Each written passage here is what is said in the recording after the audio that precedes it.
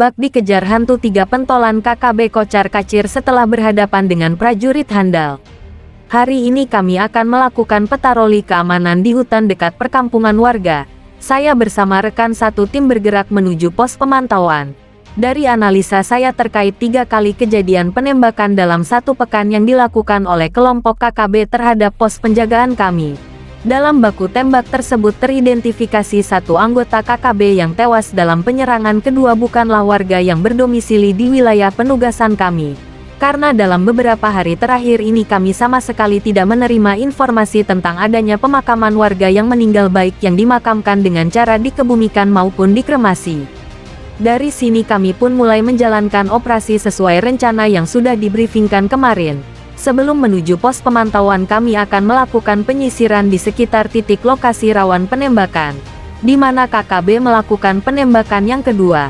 Tak berselang lama setelah berjalan lebih dari 2 jam kami pun sampai kira-kira 120 meter dari lokasi.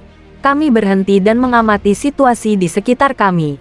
Saya fokus untuk mencari jejak kaki KKB di atas rerumputan. Sekitar 21 meter ke arah timur saya menemukan bekas jejak kaki manusia. Di sini kami mulai curiga yang mana harusnya jejak kaki tersebut sudah hilang akibat diguyur hujan kemarin. Dari sini kami mereka-reka ini pasti jejak kaki orang yang melintas baru-baru ini. Dari jarak letak induk jari dengan jari kedua saya duga ini adalah jejak kaki orang yang biasa berjalan di perbukitan. Jaraknya sedikit lebih renggang dari jari kaki orang yang biasa berjalan di tanah yang rata. Kemungkinan jejak kaki anggota KKB. Yang kemungkinan mereka masih berada tidak begitu jauh dari posisi kami. Kemudian saya meminta rekan Syah bergerak ke arah timur. Setengah jam berjalan rekan kami yang berjalan ke arah timur melihat ada 3 orang anggota KKB berjalan ke arah posisi kami. Mereka pun melakukan beberapa kali penembakan namun tak satu pun tembakannya yang mengenai. Karena posisi rekan kami dengan posisi KKB cukup jauh dan di luar jangkauan, saya meminta mereka untuk melakukan penembakan hanya jika melihat KKB berada pada jarak tembak yang efektif. Kami pun bersiap untuk menyambut KKB yang berlari ke arah kami. Kami akan menghadang KKB dengan cara adu fah saat mereka memasuki jalan tikus. Kami mengambil posisi tiarap di sisi jalan tikus. Laras 2 pucuk senjata kami. Kami arahkan lurus ke ujung jalan tikus. Saat mereka muncul kami akan menyambut mereka dengan tembakan yang meriah. Tidak lama menunggu pucuk di Cinta Ulam pun tiba. 3 anggota KKB pun muncul layaknya antrian menuju pembagian santunan. Hanya dalam waktu sekian detik target sasaran pun selesai. Berawal dari kejar-kejaran dengan drone, 2 anggota KKB Papua tewas dihujam peluru TNI Polri. Melansir dari TRI-BUNPALU.com, anggota kelompok separatis di Papua dikenal kerap melakukan tindakan-tindakan nekat. Tak hanya membahayakan warga sipil, tindakan mereka juga membahayakan diri sendiri. Hal inilah yang membuat teror KKB Papua seolah tak ada habisnya. Baru-baru ini 2 anggota KKB mati-matian mengejar pesawat mata-mata yang dioperasikan prajurit TNI Polri di daerah itu. Sikap nekat itu terungkap dari sebuah video viral yang beredar luas di media sosial. Dalam video itu terlihat 2 pria tersebut berlari-lari mengikuti arah kemana arah drone terbang. Mungkin karena telah menguasai medan di hutan Papua, kedua pria itu tak mengalami kesulitan mengejar drone tersebut. Meski medan yang dilalui terbilang berat, sepertinya tak ada arti bagi kedua pria nekat tersebut. Lantaran begitu cepatnya langkah kaki mereka, saat pesawat mata-mata itu tiba di lapangan tersebut, kedua pria itu pun tiba.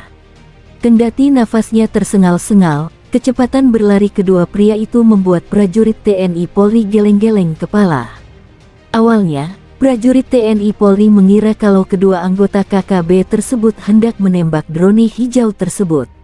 Bahkan kemungkinan terburuknya adalah mengikuti arah drone untuk menyerang anggota TNI Polri yang mengoperasikan drone tersebut. Namun dugaan itu meleset, sebab saat drone itu turun di sebuah tempat terbuka, anggota KKB itu bukannya menembak atau menghancurkannya. Kedua oknum itu malah menontonnya. Dan, saat drone itu hendak diterbangkan lagi, keduanya seakan berlari untuk menjauh. Meski pemandangan itu terasa janggal, Tapi hal berikutnya justru tak disangka-sangka oleh TNI Polri. Di balik pepohonan yang lebat itu, tampak beberapa anggota KKB dengan senjata api yang siap tembak. Hal itu terpantau dari balik teropong yang digunakan aparat TNI Polri di tempat yang agak jauh dari lokasi drone berada. Melihat fakta itu, aparat TNI Polri yang tahu gelagat KKB, berniat melesatkan amunisi guna menamatkan riwayat kedua oknum tersebut. Tapi niat buruk itu diurungkannya. Rencana itu terpaksa disimpan lantaran kedua oknum itu tak merusak drone yang dikejarnya. Apesnya, saat niat itu hendak dibenamkan dalam-dalam, tiba-tiba terdengar rentetan bunyi tembakan dari lokasi drone. Tembakan itu ternyata bersumber dari anggota KKB lain, setelah melihat pantulan cahaya dari senjata api TNI Polri yang terkena sinar mentari. Untungnya tembakan KKB itu tidak mengenai prajurit TNI Polri karena dilakukan secara membabi buta oleh KKB. Tapi sejurus kemudian, TNI Polri melepaskan tembakan balasan secara beruntun ke arah KKB. Tembakan beruntun itu dimaksudkan untuk mengacaukan konsentrasi KKB yang saat itu hendak mengamankan drone. Selain itu untuk membubarkan anggota KKB yang kemungkinan sedang berada di tempat itu untuk maksud-maksud tertentu. Apesnya, ketika KKB yang lain telah melarikan diri, dua oknum pengejar drone malah berinisiatif mengambil drone kepunyaan TNI Polri tersebut. Aksi nekat itu rupanya terpantau dari balik teropong prajurit TNI Polri yang sedang siaga pada area yang agak tinggi. Melihat itu, prajurit TNI Polri terpaksa mengambil tindakan tegas terukur. Dengan bidikan yang super tepat, dua anggota KKB itu tiba-tiba ndelosor nyungsep ke bebatuan yang ada di depannya. Kedua personal KKB itu terpaksa dikirim ke alam lain hanya dengan 2 butir peluru yang masing-masing bersarang di bagian kepala. Peristiwa nan miris ini sesungguhnya berawal dari rencana prajurit TNI Polri memantau aktivitas warga di tengah hutan. Lokasi yang dipantau kali ini berdasarkan informasi dari seorang mantan anggota KKB yang kini telah kembali ke pangkuan NKRI.